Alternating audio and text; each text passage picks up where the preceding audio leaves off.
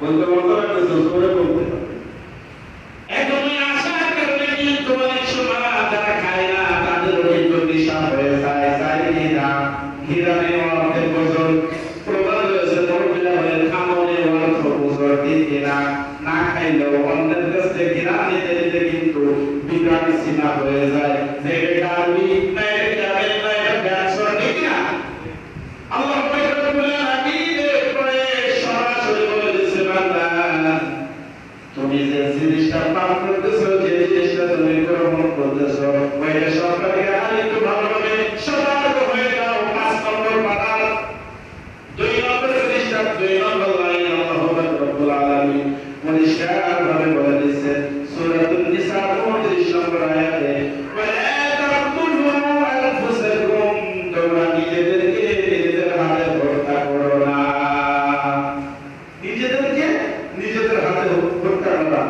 আমাদের সমাজে হয় যারা বলে তুমি নাই যারা বোতলকে সিল হয়ে যায় যারা ঘাস মারা ওষুধ খায়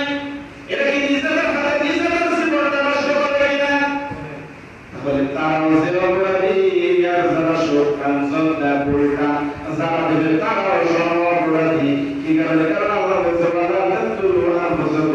তোমরা নিজেদেরকে নিজেদের হাতে হত্যা করো না আর যদি তোমরা হত্যা করো তাহলে কি হবে আল্লাহ রাসূল সাল্লাল্লাহু আলাইহি ওয়াসাল্লাম বলেছেন মক্কার সাহাবী আনাস বিন মালিক রাদিয়াল্লাহু আনহু বলেন আল্লাহ নবী সাল্লাল্লাহু আলাইহি ওয়াসাল্লাম বলেছেন যে ব্যক্তি মদ গ্রহণ করবে নেশাদার দ্রব্য গ্রহণ করবে ওই ব্যক্তির 40 দিনের কোনো ইবাদত কবুল হবে না কয়দিন 40 দিন 40 দিন পর্যন্ত কোনো ইবাদত কবুল হবে না ওই ব্যক্তি 40 দিন পর্যন্ত চরণে আমল করবে আল্লাহর কাছে জমা হবে না আর 40 দিন পর্যন্ত স্বয়ং আল্লাহ রাব্বুল আলামিন তার প্রতি অসন্তুষ্ট থাকবে কতদিন 40 দিন এই 40 দিনের মধ্যে যদি ওই ব্যক্তি তওবা করে ফেলে 40 দিনের মাথায় তাহলে তার জীবনে পিছনে যত গুনাহ করেছে আল্লাহ রাব্বুল আলামিন বলেছে ওয়া কানা আল্লাহু গফুরুর রাহিমা আমি